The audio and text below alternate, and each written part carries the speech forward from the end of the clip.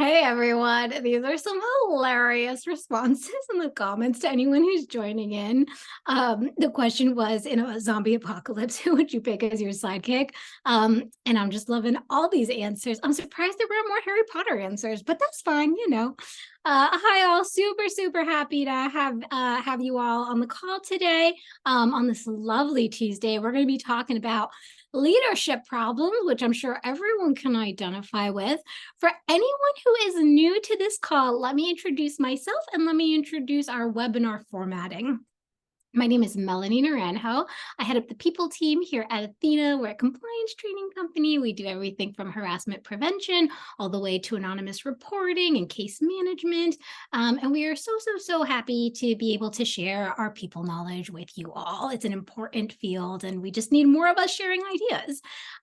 So for anyone new to my webinars, the way that we do this is we have a very interactive comment section. I will be asking questions to you all throughout the webinar. And my rule of thumb is I don't want you to not contribute because you are scared that I will call on you. So if you don't want me to call on you, just put an asterisk next to your response and I will take that as my signal not to call on you, okay? I am very inclusive here for any introverts who don't want to speak up. I get it. With that said, please do share on the comments. It makes for a more interactive discussion. We've actually had people start their own notes-taking docs, and people have like shared each other's names with each other to keep in touch afterwards. People make a lot of friends on these webinars, so please share any and all thoughts, and feel free to talk to each other and have a side conversation while I'm chatting. No big deal. With that said, let's go ahead and get started with the agenda. Oh, I love everybody introducing themselves, where they're from. Love it. Share your LinkedIn URLs. Lots of people connect after these calls. So for today's agenda, we're going to be talking about the problem, right? Leadership teams and some of the challenges that they face. 3 iterative tips. And the iterative piece is really important because these are not one and done. You don't just do one thing one day and your problems are solved. These are steps that you're going to have to repeat over time if you want to see long-term meaningful change. I will leave some time at the end, about 10 minutes for Q&A. We got some really interesting anonymous questions, so I'll be answering some of those. And then I will also give space for anyone who wants to ask questions live in the moment, because sometimes those come up during the call. And then finally, we do an Athena Spotlight at the very end. I'll just take about 3 to 5 minutes of your time and just share one of Athena's products in case it's of interest to anyone. And I will share that some of you all indicated that you all are looking into new compliance providers. So, you know, Athena might be the next one for you. I'm biased, but I think it's a pretty good product. So with that said, let's go ahead and get started. Oh, Chicago. Nice. It's, I think, in my opinion, the most beautiful city in the US. And I'm not even from Chicago. All right. Let's get started. First, I did want to share a special announcement, in particular for any New Yorkers or anyone in the New York metropolitan area. I am going to be hosting an event in New York City. We are offering free tickets to webinar attendees. So if you would like to take advantage, Amanda's going to be dropping a link in the comment section for you all if you'd like to register. Reminder, this is in person. It's not virtual, okay? So unfortunately, you can't dial in. Please only register if you actually can attend in person. But if you can, I'd love to see you. It's going to be a great opportunity for me to finally meet some of you all in person. I chat with so many of you and I see the same names virtually. I'd love to connect IRL. If this goes well, we may host other events in other locations. So definitely keep us posted if you're interested in future events. We are keeping this an intimate gathering because we want to actually make connections, be able to chat with each other. And so we are capping it at 75 people. So I would say if you know that you want to attend, please attend sooner rather than later before tickets run out. And best of all, I just want to share sort of the focus of this in-person event. It is a half-day session, and we'll have workshops similar to this. I'll be chatting with you. It'll be super interactive. There'll even be opportunities for peer coaching, where I'll be able to break people into groups so you all can chat with each other, because you all have all indicated that, you know, you've got some really great insights to share with each other, and you want to make connections, and I want to make those connections with you. But, you know, the thing that I really want to emphasize about this session is, you know, so many times conferences and HR get-togethers, they really focus on how we can help the employees, how we can help our leadership team, how we can help our companies. And those are so, so important. But I want to make sure that we are spending some time talking about how we can help ourselves. So in this event, we'll be talking about how to go from, doer to thought leader. So building your thought leadership, building your brand. Anyone who's interested on putting themselves out there on LinkedIn or getting speaking opportunities, we'll be helping you and coaching you on ways to do that. We'll be helping you problem solve challenges that you're facing in the workplace. It's all going to be sort of this really opportunity to get introspective and help ourselves. So super, super excited for this event. And please do register if you're in the area. All right, with that said, let's go ahead and actually kick into the topic for today's call. The problem. I'm going to kick it off with one of my handy dandy pulse check questions for anyone new. Prepare yourselves. On a scale of 1 to 5 in the comments section, how much do you agree with the following statement? My leadership team is perfect. 5 being they are perfect, no mistakes. I've never seen them make an error. 1 being, oh, good Lord, who trained these leaders? Okay. We're seeing a lot of ones. I haven't seen anyone go off the scales, which is, great news. Usually I see people do negative 100 on these pulse check questions. So this is great. But we've also got some people in the middle, which is really nice too. We've got some 3s, some 2s. Okay, we got negative 100. I planted the seed. What did I expect? We're not seeing any 5s. And you know what? I like that because I think no one's perfect, right? So I think that's fair. Let's go ahead and call on someone. All right, I'm going to pick on someone who didn't put an asterisk. Nisha, I feel like you put the spotlight on yourself when you put negative 100. You tempted me. Tell me a little bit more about why you gave this score to the first statement. My leadership team is perfect. And Amanda is going to give you access to unmute yourself.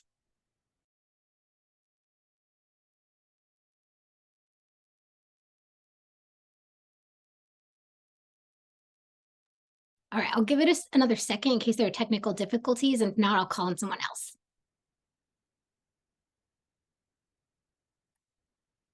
Okay, let's call on Megan Pfeiffer. Am I saying that right? Megan Pfeiffer? If you could unmute yourself and tell me a little bit more about why you gave a 1 here.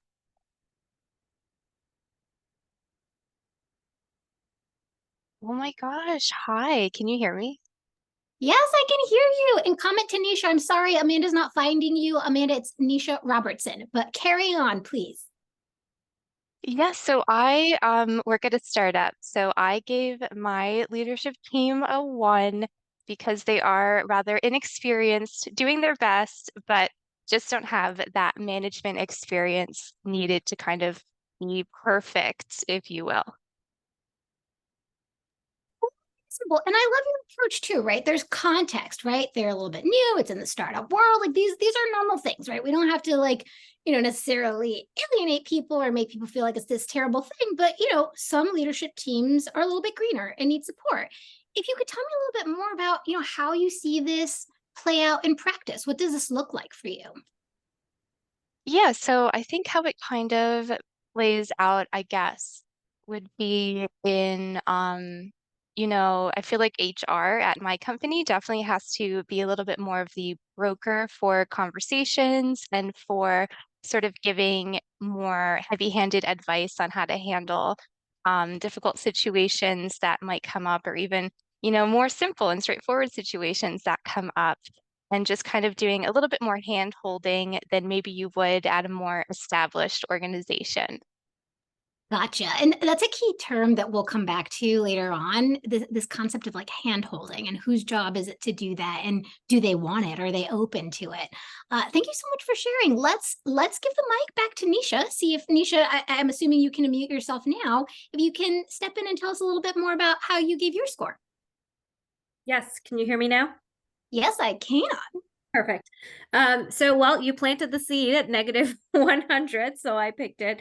I initially went with a 1, and just similar to what the previous individual said, it's just they're very inexperienced and they don't know how to learn really at this point. We do have very tenured and baby boomer and above generation, if you will, of leadership. So it's very hard for them to undo what they know already to be true and accurate. And I do feel that the world has not progressively changed, but significantly changed in the last 5 years. So that's also very hard for a lot of even the newer managers to grasp how to be different. So I think there's just a lot of different components, but a lot of it is that people have done the same thing over and over again, and they've grown up from their own world of regular day in and day out and never really learned to be a leader. So insightful and relatable. In fact, Nisha, I'm going to ask in the comments if anyone could give a +1 if you also have experienced partnering with leadership members who are stuck in their ways and just not open to change. Yeah, okay, look at that, Nisha. You really touched on something that resonates with you. +100. Yes. So, okay, thank you very much, Nisha. And that's part of what I really love about these calls is that, I don't know about you, but sometimes when you're in these moments, you can think, is it just me? Am I unable to pull this person out of their rut? And am I not partnering with them effectively? But the reality is we see this everywhere. Someone even said this is triggering. So thank you both for being so open and honest and sharing with us. I think you've really touched on something for people here. So with that said, I'm actually now going to switch things up a little bit, okay? It's kind of like a gotcha moment, but I don't think it's going to really get you, all right? On a scale of 1 to 5, how much would you agree with this statement? I'm perfect. 5 being, yeah, I'm perfect. I've never made a mistake. 1 being, oh, okay, yeah. All right, good. We've got fewer. Oh, we've got someone still. Oh no, I might call on someone because I'm curious about that. But yeah, we've got some, right? We've got some 3s, we've got some 1s, we've got some 2s, we've got some equal variation here. Let's call on someone who's around in the middle. Sarah Pros, if you could unmute yourself, tell me a little bit about your score. Why a 3? What does this mean to you in relation to the statement, I'm perfect? Hi, can you hear me? Yes. Yeah. Yeah, I always think there's room for improvement. So will never put a 5 when it's questions like this. But I also think it has to do with how much the world of work is changing. There's so much to absorb, so much information and changes, and how other people are kind of, I guess, approaching those changes that you can learn from and apply. And that's really why I love to have, partners and collaborative teams to work with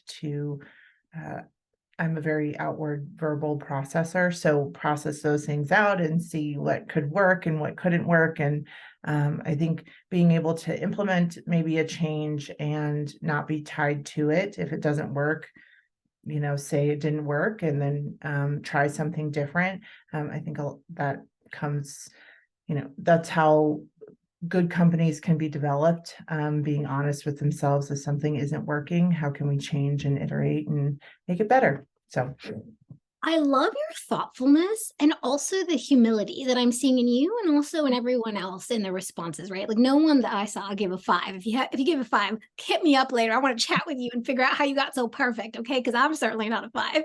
But with that said, here's why I think it's so good. 1, it means that we have self-awareness, right? We understand ourselves, that there's room to improve. We're good in some areas. We have, opportunities in others.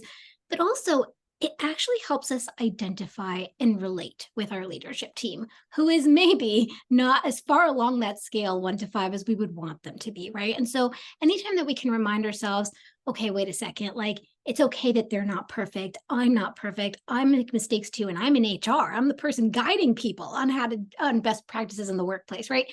As often as we can remind ourselves, the more we can remind ourselves, the better, right? Because it will just help alleviate some of that tension and stress that understandably can come when you're frustrated because they keep making the same mistake, right?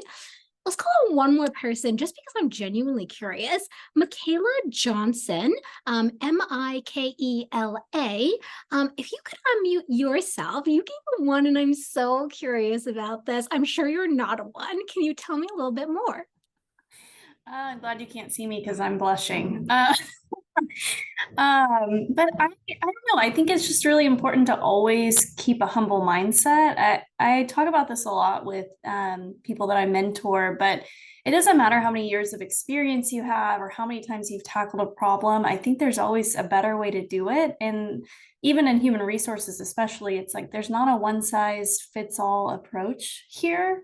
And so it's important to I think just keep a humble mindset in every situation, that you might have great insights, you might have great experience, but there's also like something that you can learn, and it's better to collaborate with others than dominate. So I love that so much. And I don't know if you can see in the comments, I don't even know how to do this. I'm very impressed with you all, very advanced on the tech. Like, I need some like applause, some emoji applause, which is great. And I also want to say something I'm really thrilled and happy to hear in your response, Michaela, is that like really your answer is coming from a sense of humility and not a sense of having been beat down so much for sharing your opinions that you're like, I must just be wrong. I must just not know what I'm doing. And I'm going to say this in case there's anyone in the comments quietly sitting here feeling this way, right?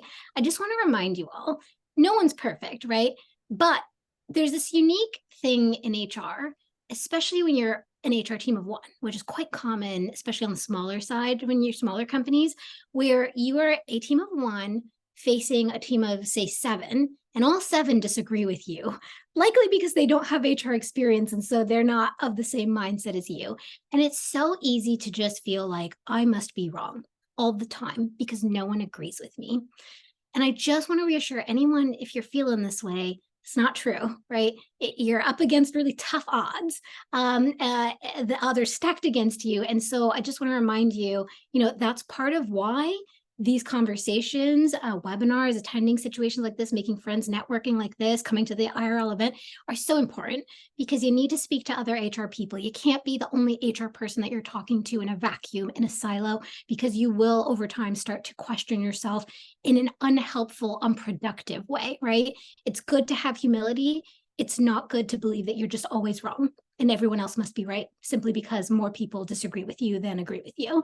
So if you're feeling that way, I'm seeing some people in the comments, this is resonating, know that you're not alone. Other people feel that way, and it's just not true. It's just not true. Make some HR buddies. I promise you, if you shared the situation with them, you probably would not be in the minority with your perspective. All right.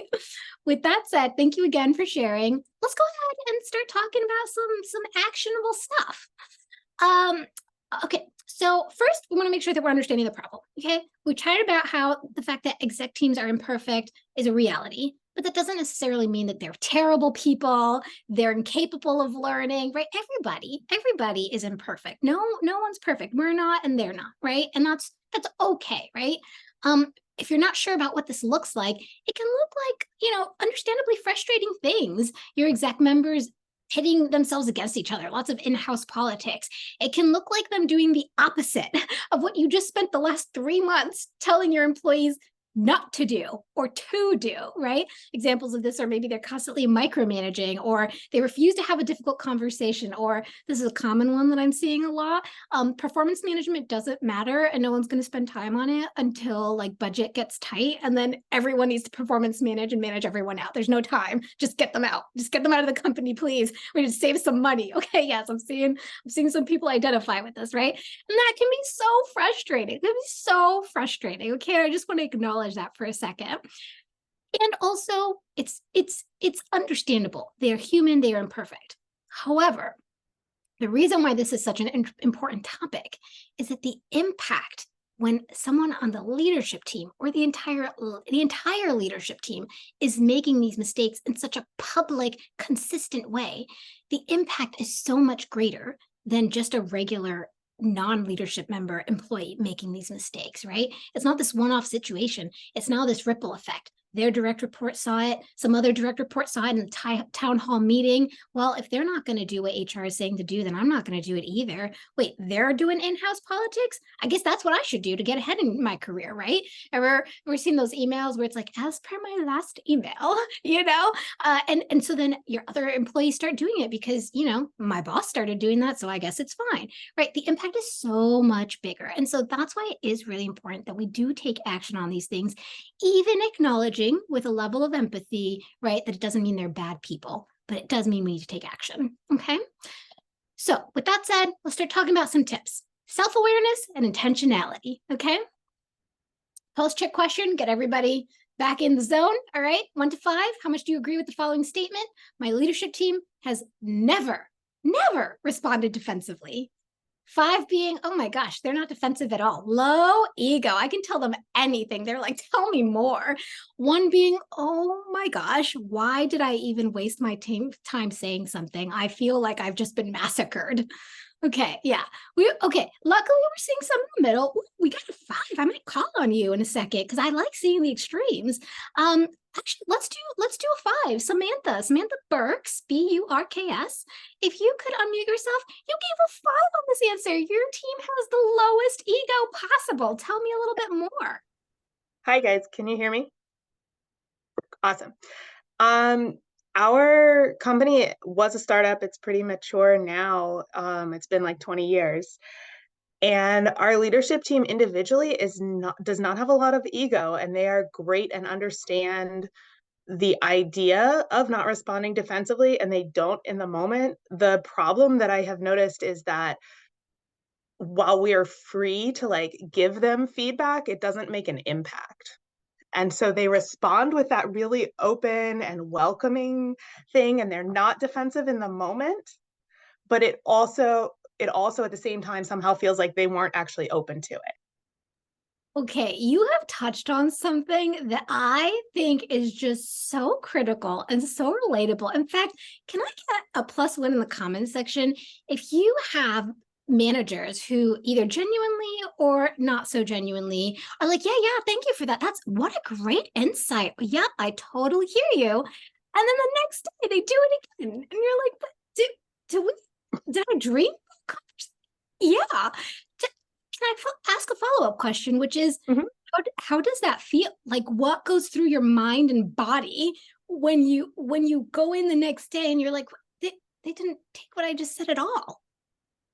Yeah, and my experience has been from other team members where we have a culture that really encourages it. And so they're giving feedback. And then there's a consistent piece of feedback that we hear from employee check-in surveys where they're going, it's a void. And, it's kind of, we've got all the say the right things, but not quite all of the do the right things or the follow-up and the close the loop of like, oh, well, we talked about that and then we decided not to, and here are the reasons. Like, they don't want to give that bad news consequence, but nobody feels that. They just sort of feel like it's disingenuous that we have all of this good talk about being open and curious and inviting anyone from any level to speak up. Oh yeah. And I think you make a really valid point around the optics of it all, right? Because whether they were genuine or not, when they agreed to the feedback and they received it, the appearance, right, externally is that was disingenuous. Like, you basically just don't listen to my feedback. You just say you do to like make me feel better so that I don't get all upset. Then you're going to do what you want anyway, which can have this really negative cultural impact. My last question to you, Samantha, and let me feel free to be like, you know what, I got to think on that if you don't have an answer, right? Is, it makes me wonder, is someone actually hearing you if they take the feedback, but they don't action on it? Like, do you feel like that is genuine, or do you feel like there are underlying issues where it's like the intent is there, but, they just struggle on the follow through, like they need a little more support? I think that the intent is always there to listen and have the person feel heard in the moment. But I personally have started to feel and suspect that the openness of culture that we talk about is just for them to be able to sort of cherry pick good ideas when they come across, and not really the full circle of like, yeah, we admit that a good idea could come from anywhere, but if it's not something that's already fully baked as a great idea, we can just not care about that. And they're sort of divorced from the person who is behind that idea as a person who was invested in it. Yeah, it's fascinating. I really appreciate you letting me sort of like pick through this with you. I feel like it's like, live peer coaching, but not coaching, just like discussion. Yeah. I love this. And I can see, I don't know if you're seeing, but in the comments, people are like really vibing with everything you're saying. Amazing. Let's go to the other extreme. Kim Minnick. If you could unmute yourself, you gave a 0. I'm very curious to know why you rated this a 0 for yourself. Are you struggling with defensiveness on your leadership team? I mean, sometimes, yeah, absolutely. I think that the phrase, it's hard to teach an old dog new tricks, kind of comes to mind. Like, learning new things is scary. And especially with maybe founders in this startup space who think they know all, it's scary to be confronted with new information or, ways, something that's challenging their preconceived notion. So like a natural tendency is to get defensive. And I think, building trust can help break down some of those walls, but it takes time. 100%. Thank you both for being so open and honest and vulnerable, quite frankly, on this call. Remember, this is the cone of trust, okay? We're all HR people. No one's going to tell on anybody, okay? But I think this is really helpful for us to be chatting about all this stuff. So let's talk about what we can do about it and the reality of, defensiveness on the leadership team. So it is a delicate balancing act, right? And one of the things that's really important to remember, because I think on the people side, it can be really hard to accept this because you're kind of like, I'm just doing my job. Like, you literally hired me to come in and do diagnostics and peer coach and HRBP. And now you're like yelling at me. Like, now you're upset that I brought these things to you. I'm getting mixed signals here, right? Just because that's your job doesn't mean people are always going to like it, okay? And I wanna have some empathy here for a second, right? It kind of makes sense, right? When you confront people with these difficult conversations, like, I think you're maybe responding a little defensively, or like, I don't think you're practicing what we preach, right? It can stir up insecurities. It can stir up a sense of losing control. It can stir up, I've got 10 other things on my plate, and now you want to add this other thing? What are you doing? I'm trying to keep the business afloat, right? Maybe they feel undervalued. Like, are you kidding me? I just spent all this time working on X, Y, and Z because my team asked me to do this, and now they're complaining about this? Seriously? Right? Anybody ever heard any kind of responses like this? Can I have a +1 in the comments if any of this is familiar? Okay, I'm just doing my job. Yeah. Anybody ever experienced these responses from their yeah, okay. So it's a real thing. And again, I just want to always remember the human aspect of things, right? And the reason I emphasize this isn't, to give them an out. That's not what I'm saying. It's because I genuinely believe that the more we remind ourselves that, okay, it's just a human reaction, it's a them thing, the more we can detach ourselves and not make it personal. It's not about me. It's not that I'm not good at my job. It's not that I'm distracted by things that aren't important. It's that this is personal for them, right? They're facing insecurities. They're struggling with stress and pressure. And it's my job to help coach them through that, right? It's not about me. They're not trying to make me feel bad, right? They're not mad at me. They're just stressed. And I'm going to help them through that, right? Now, again, does this mean that we ignore the challenges because they're going to get upset? No, okay? Sometimes we got to have unhappy discussions, and that's okay, right? But it does mean we need to be really, really, really careful and thoughtful in our approach. So let's look at what that could look like. I would argue that too many of us, including me in the past, I've done this, okay? We try to force the solution rather than guiding people. So we will say something like, you know what, I noticed you on that meeting, and fortunately, I think it came across a little bit defensive. I think that instead, moving forward, you should frame it this way, right? And unfortunately, that can often raise people's hackles. I'm in a bad mood. I didn't ask for your opinion. I need you to go focus on this thing, not that thing, right? People are not always going to be super open or in the right headspace to receive things when you're trying to, according to their perception, force something on them. But you can guide them in a way that is often much better received. And so some questions to consider, for example, are, hey, what's your conflict style, right? The beauty of a question like this isn't that you're asking, like, do you think you're defensive?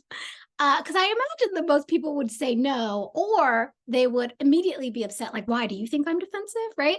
And so the key here is don't ask leading questions. Ask genuinely open-ended questions like, what's your conflict style? And what you will find is people will start to reflect, right? Like, what is my conflict style? Am I avoidant? Am I a peacemaker?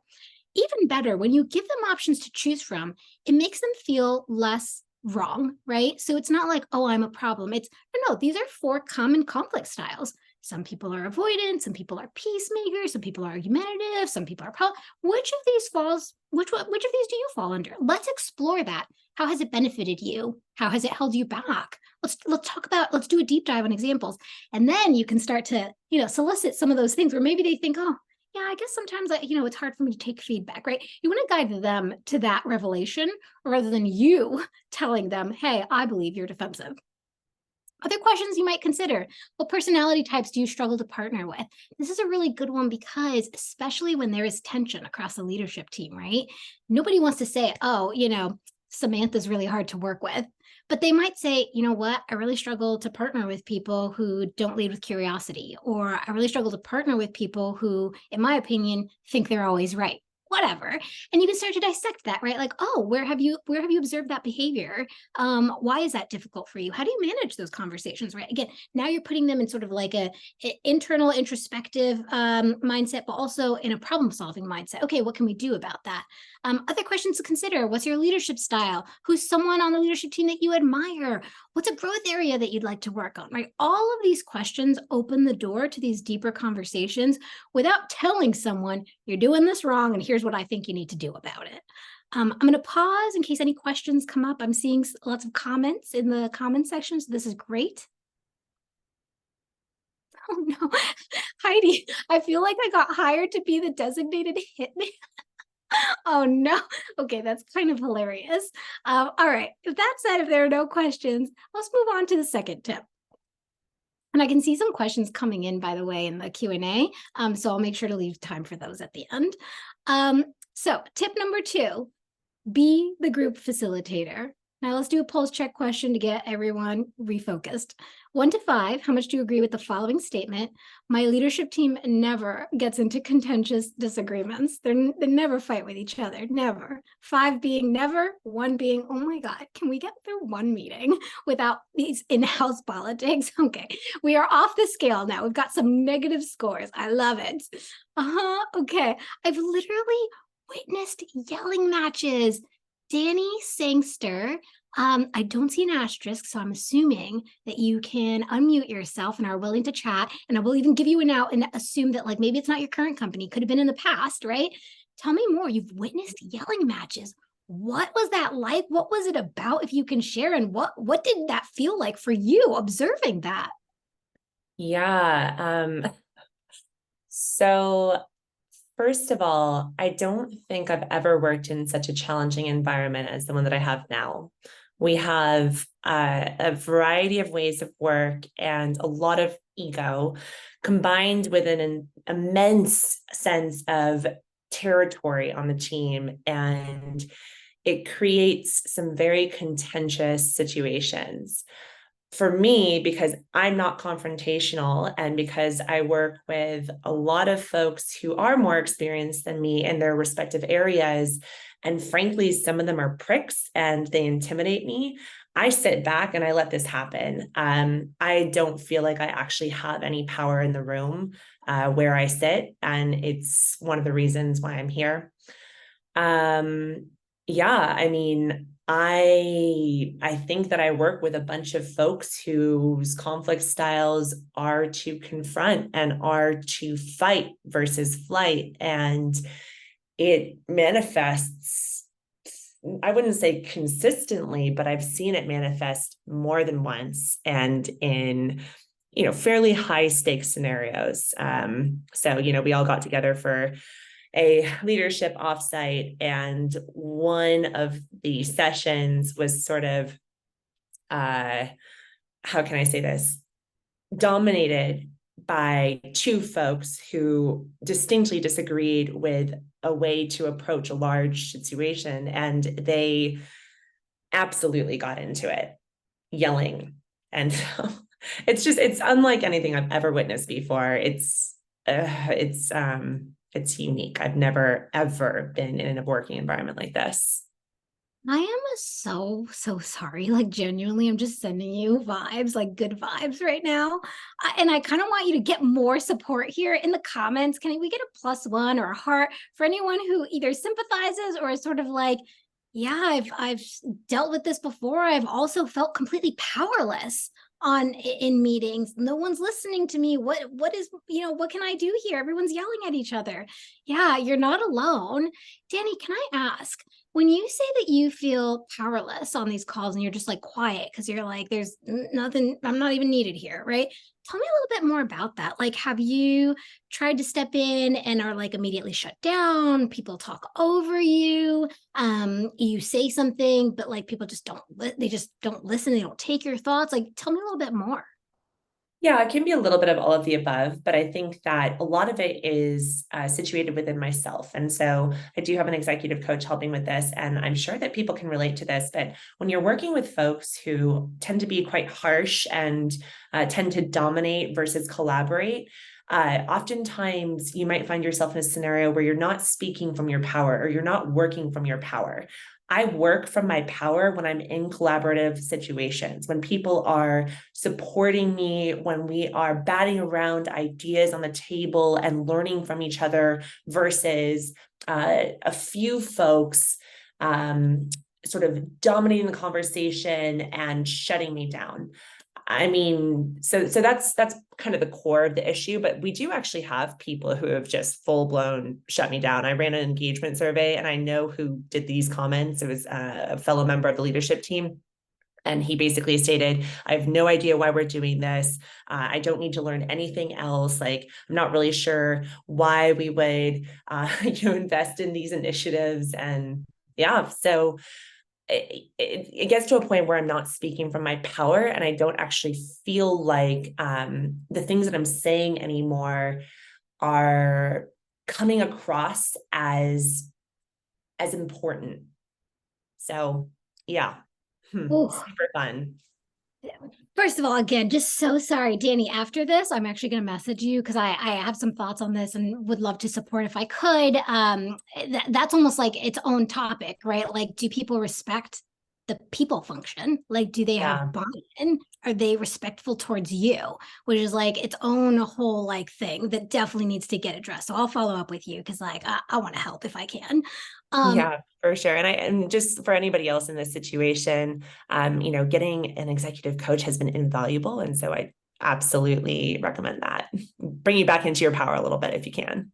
Yes, love that. And also I want to talk a little bit about, right? Like, what do we do in that moment when, to your point, we've got a bunch of people and personalities who are just like, their conflict style is argumentative, right? Like, I don't have questions for you. I'm just going to try to win my argument, right? I'm talking over each other, all that stuff. So let's jump into it, right? Drama, for the record, is like really fun when you're watching The Office or maybe like Severance, if anybody watches the Apple TV, right?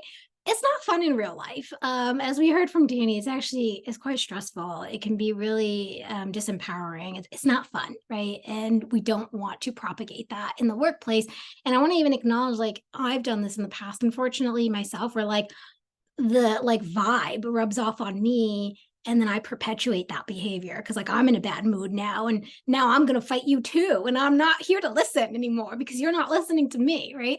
But us perpetuating the drama, not helpful, because the more drama that we have, like from a business perspective, right? Putting aside our emotions, putting aside all the vibe, the culture, blah, blah, at least a poor decision-making, right? No one's listening to each other. So what's the point of hiring a whole executive team if only one person or two people's voices are going to be heard? We're just going to hear those two people's voices and we're paying another $1 million for 6 other people that like don't have a voice on the team. What was the point of that, right? Missed opportunities. You, Danny, you have your own power, right? No one's leveraging it because they're all talking over each other. And to your point, you like collaborative environments. You want people to ask you questions, but nobody's asking you questions because that's not the team that you have right now, right? Potentially, right? Inefficient allocation of resources. had you known that this thing was a problem or that this person needed help, right? And you had been open to maybe reallocating resources or saying, you know what, I hear you, department, but in service of the greater good of the company, we're allocating our resources here, not here, right? But you can't do that, right? If only like, what is it? The squeaky wheel gets the grease, right? You can't do that if it's just the loudest people in the room getting everything they want because they're just the loudest people, right?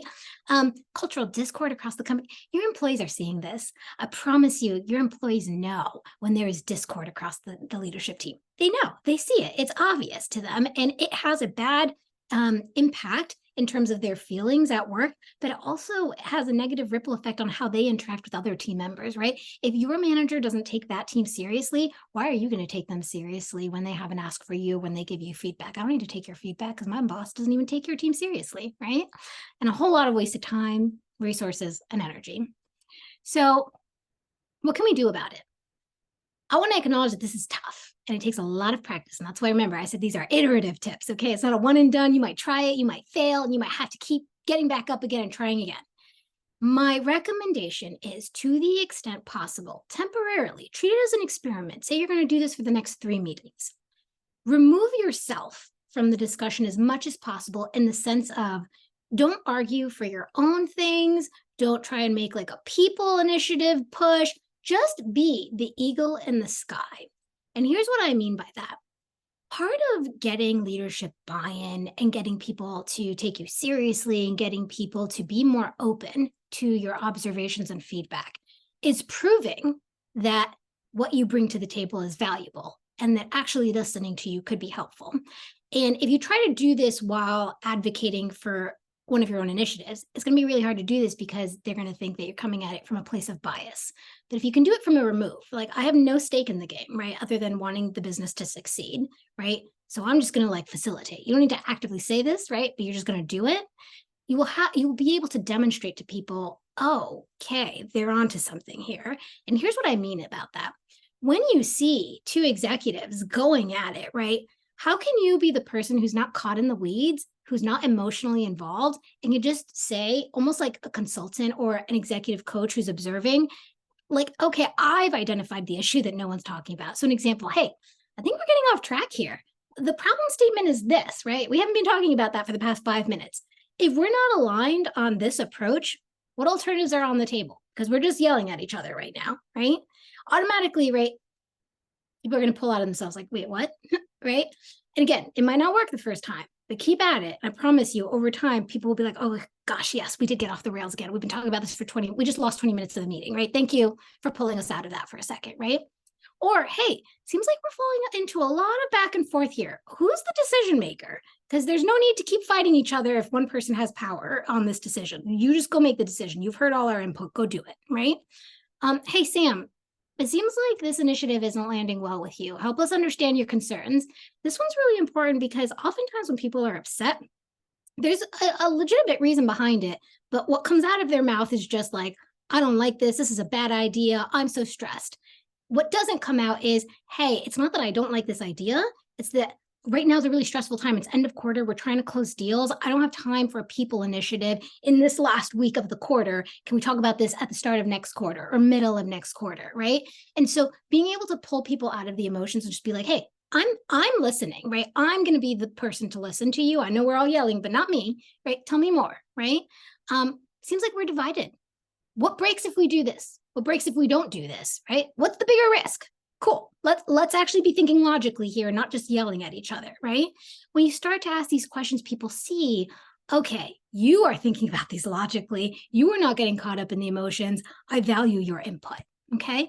I'm seeing lots of comments. In the interest of time, I'm going to keep going. Last tip. Now, diagnostics coach, I'll do a quick pulse check, but then I do want to do like a quick caveat here.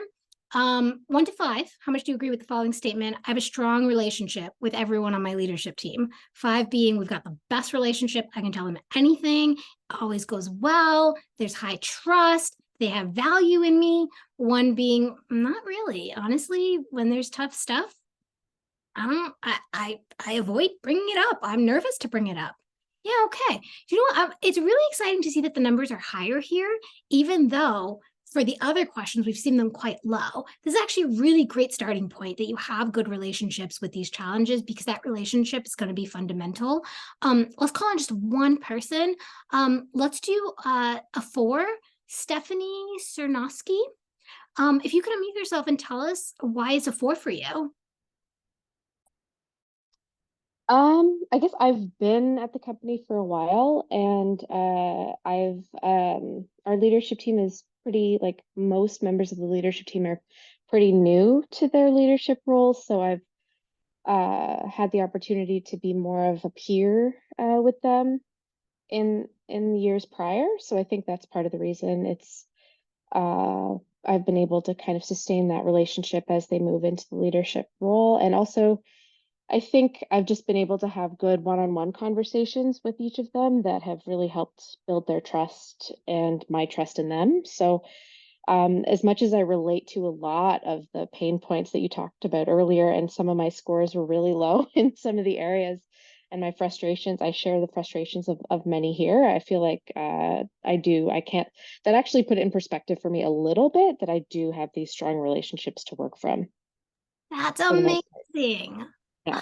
And we're going to talk about that in just a second, but I do want to, I think this is a point of reassurance, hopefully, for people on the call as well. Sometimes it's time. Sometimes it's just a question of people getting comfortable with you over time. And sometimes it can take a couple of years. And I'm not saying that, like, you shouldn't take action in the meantime, right? But especially for anyone who's, like, new to the job, you've been in here 3 months and you're kind of like, oh my gosh, it's never going to work. Know that sometimes time will also help things along. So thank you for sharing. Okay, so I do want to highlight, okay, the tip I'm going to give next. It's really important that you first establish a good relationship. And so make sure you're working on those other 2 first, those other 2 tips before you do this one. I think if you don't have a good relationship, there's not buy-in or trust, or they don't value you or the people function. If you jump straight into this tip, I do not think it's going to go well for you. Okay. But once you've established a good relationship, you've iterated on the first 2 for a few cycles, it's really important that you run a diagnostics sort of exam on the company. And what I mean by this is, like, really being intentional about the big picture, and not just, which I think sometimes we can do, is, hey, here's this thing I'm noticing randomly, I'm just going to bring it up to you, right? And that can go well after you've already done a diagnostics. But if you just do it out of nowhere, the person might think that's not a priority. Why are you bringing this up to me? That was poorly thought out. You're not being intentional. You're wasting my time, right? So I think it's really helpful to do a holistic diagnostics test. And I want to emphasize that you shouldn't just surprise people with it. Like, hey, I took it upon myself to do this, and here's some feedback I have for you. That's not going to land well. Give them a heads up. Why are you doing this? What do you think the benefit to the company is? Make sure you're focusing on the business impact from a financial standpoint, from a success standpoint, how it's going to help the company. Get input. What are highest risk areas in your opinion? What do you think are, your team's biggest challenges? You want to make sure that they are bought into this diagnostics test, because if they think that this is not going to benefit them, they're not going to support it. Okay. You also want to set clear expectations, right? This is not them deciding what you're going to explore. This is you collecting input, and then you're going to make a decision. You're going to follow up with them, and here's what it's going to look like. And then finally, you're going to share your findings and propose a solution. Okay. Now, I'm going to jump into the next slide for time, because I want to leave some time for Q&A. These conversations are very delicate. So when you are sharing your responses, or like your findings, make sure that you are framing your findings in a non-accusatory, non-judgmental way. Okay. I think it is common for someone to want to say, just like point blank, hey, what we found is that, employees feel like the leadership team doesn't hold themselves accountable to the same standards as the rest of the company. Oof. If you are on the leadership team, that hurts to hear. Imagine if you heard, hey, employees think that HR is untrustworthy and they suck. Well, we probably hear that all the time, because HR, gets a lot of hate, but it doesn't feel fun, right? It's kind of like, oof, really? After all this work I did for you all? Instead, you want to frame it in a way that doesn't feel personal, that doesn't feel accusatory, right? Hey, my impression is that there's misalignment between what we say as a company and what we do. And here are a few examples that came up. Another way that this could look is, hey, instead of saying people find you difficult to work with, you're defensive and you avoid difficult conversations, right? It's not going to land well.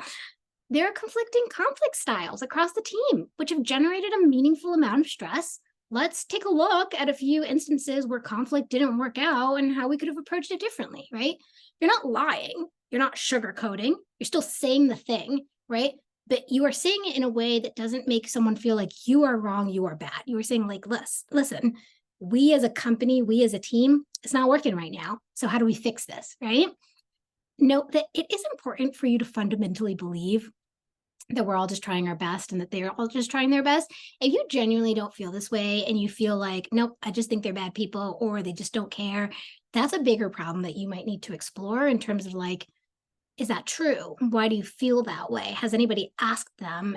And if it is all true, do you want to keep working here, right? Like that's a different conversation. If truly you believe your leadership team just has no interest, right? That's a different problem.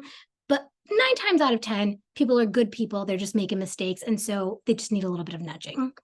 So with that said, let's do some Q&A. I have a quick question for you all, and then I will answer some of your questions. Amanda's going to put up this question for you all. It's a poll. If you could just take 10 seconds to answer the question, and then I will start answering some of the questions that came in, and you all are welcome to add your own as well.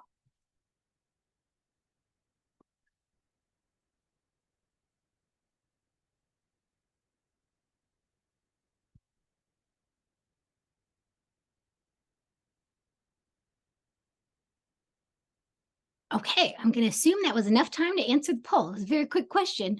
Amanda, if you could go ahead and close the poll when you're ready, I'm going to go ahead and start answering some questions. And again, remember that you can add your own questions if you would like.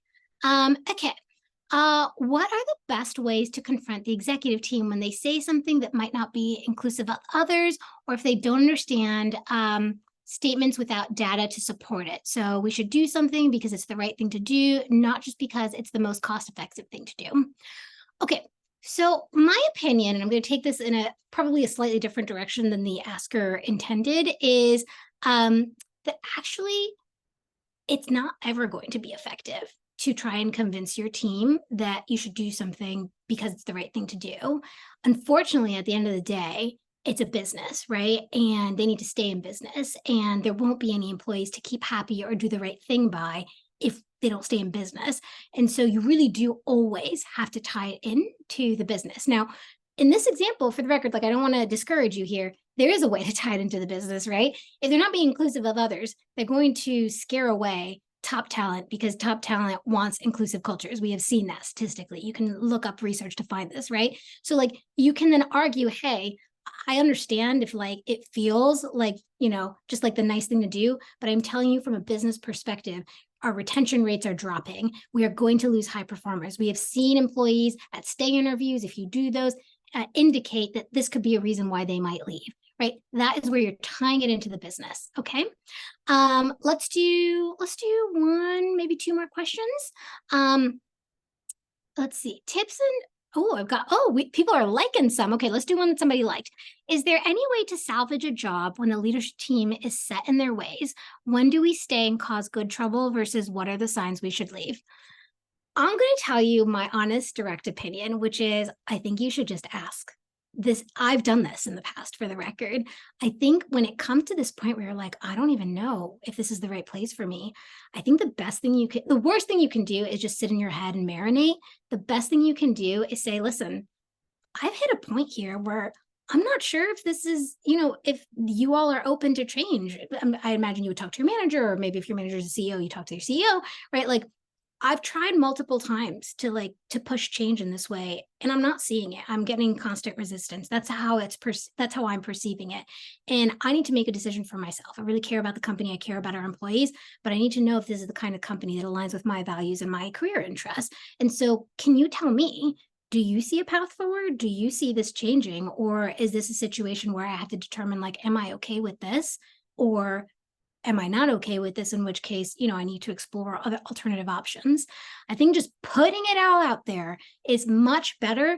I'm going to be honest, you might not get the answer you want. You might get the answer, which I have gotten in the past, for the record, and it's a tough pill to swallow. You know what? We're not going to change. Like, thank you for expressing your concerns, but like, that's the company that we are today. Get on board or get off. Right? And that's actually a blessing, because then you don't have to stay banging your head trying to solve a problem that's not solvable, right? You can just move on and take care of yourself. So I know it's tough and maybe not the answer that everyone wants, but I think it's important. Okay, I'll do one last one just because people got to like, and then I'm going to move on. How to navigate a leadership team with analysis paralysis and a tendency to dive really deep into the weeds. I think this is a case of group coaching. I think you need to take a step back and say like, hey, all, what are we optimizing for?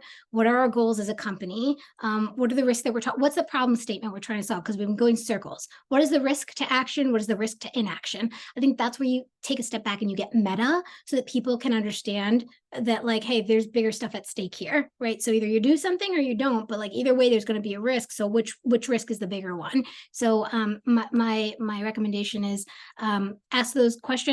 And also, if it's a pattern of behavior, call it out. Hey, I've noticed that like the last few conversations we've had analysis paralysis, and here's the negative impact I've seen. I've got some suggestions for how we can change that. Are you open to them? Right? Okay. Thank you all. So let's move into the very last section, and then I will set you all free. As I promised, we're going to do a quick Athena Spotlight. I'd love if you all could stay on the call for another couple of minutes. I want to talk about, culture from the top, as we've been talking about, right? All the impact that leadership has down. Employees are sponges. They really absorb everything that we do, everything that we say, everything that we don't do, everything that we don't say. And the same is true for our compliance trainings. The same is true for harassment prevention training. If you've ever rolled out a harassment prevention training where employees end up making more jokes than they did and more inappropriate jokes than they did before watching the training, you know what I'm talking about, right? People don't take it seriously. People then think HR doesn't take it seriously. Leadership doesn't take it seriously. What was this point of this training, right? Wow, HR initiatives, I hate them because they rolled out this terrible training and made me take it. I want to encourage you all to make sure that in your compliance trainings and your harassment prevention trainings, you're really thinking about the messaging that you're sending and that you're really making sure that this is actually meaningful and impactful and effective for your employees. Ways that you can do that in your harassment prevention training are making sure that your harassment prevention training covers DEI effectively, right? If you're going to talk about, gender discrimination, you might as well also talk about gender identity, what to do when you accidentally misgender someone. You might as well also, when you're talking about, the power dynamics, talk about how, gender discrimination sometimes happens even in a performance review, right? There is bias in the feedback that people receive, and how can you as a manager avoid that?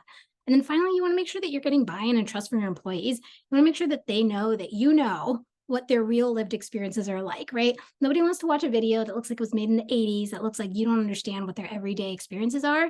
But a training that, for example, like this one shows, hey, you know what? Here's a text conversation that went wrong. Here's how a Slack conversation that seems like fun and games can actually quickly turn quite uncomfortable. Here's what harassment looks like in the virtual world, in this remote world, in a hybrid world. So for anyone who's interested, these are all, by the way, stills from Athena's harassment prevention training. We incorporate not just videos, but also comic strips. We incorporate GIFs, right, that actually show what these conversations look like. So an employee can identify with it and see if they've maybe, done something or experienced something, and maybe I need help. Right.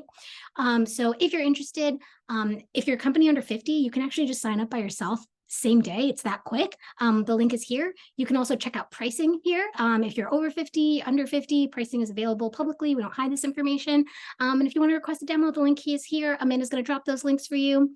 Thank you all. I really appreciate everyone sitting in. I thought this was such a great chat. I really appreciate the vulnerability, and I hope you have the best weeks ever, and good luck to you all. I'm sure I have confidence that your relationships with your leadership teams are going to get so much better.